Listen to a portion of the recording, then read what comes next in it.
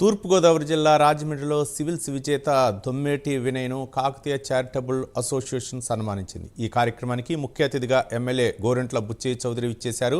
వినయ్ కృషిని పలువురు అభినందించారు.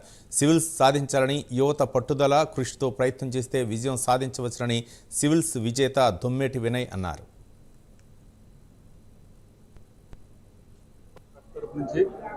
దొమ్మేటి వినయ్ అనే వ్యక్తి ఇక్కడ మా సంఘ సభ్యుడు.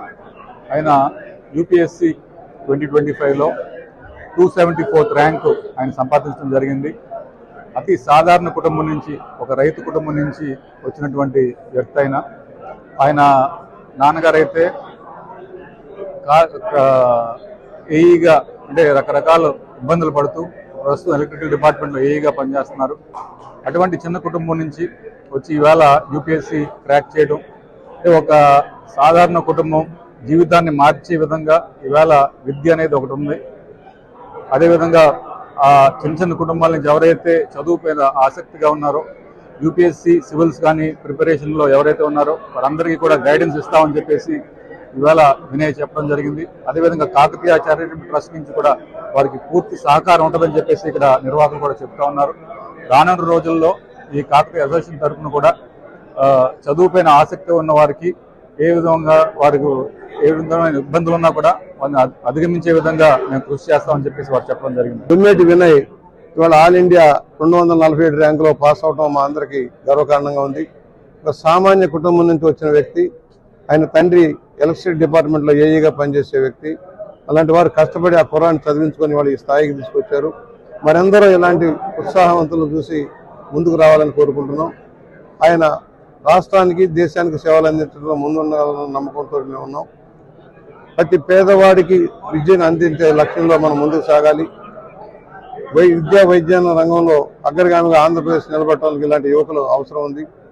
అదే ఇవాళ ప్రోత్సహించడం కోసం కాకతీయ సంఘం తరఫున వారికి అభినందన తెలియజేయడం కోసం ఈరోజు సమావేశం ఏర్పాటు చేసి వారిని అభినందించడం జరిగింది. ఎంతో ఉన్నత స్థానానికి రావాలని కోరుకుంటూ ఉన్నాం.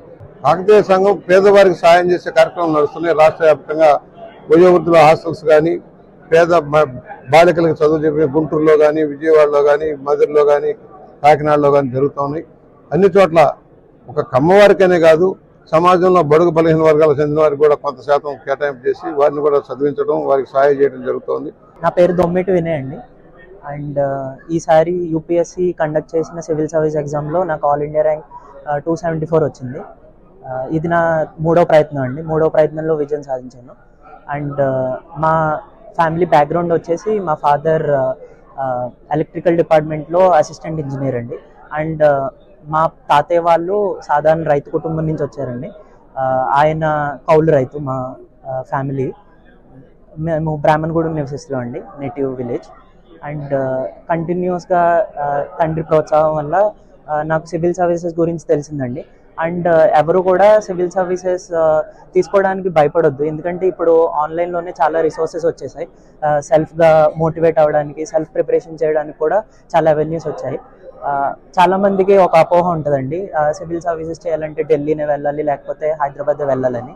అండ్ ఈ తూర్పుగోదావరి, పశ్చిమ గోదావరి జిల్లాల నుంచి సివిల్ సర్వీసెస్కి వచ్చే వాళ్ళు తక్కువేనండి. కానీ నేను సక్సీడ్ అవ్వడం, నా నుంచి చాలామంది ఇన్స్పిరేషన్ తీసుకోవాలని కోరుకుంటున్నాను. ఇప్పుడు ఒక పెద్ద గోల్ పెట్టుకోవడానికి భయపడకుండా ఈ సివిల్ సర్వీసెస్ డెడికేషన్తో రోజుకి 8 నుంచి 10 గంటలు చదివి మోటివేషన్ లూజ్ అవ్వకుండా ఫ్యామిలీ సపోర్ట్తో ఉంటే ఇది ఖచ్చితంగా అచీవబుల్ గోనేనండి.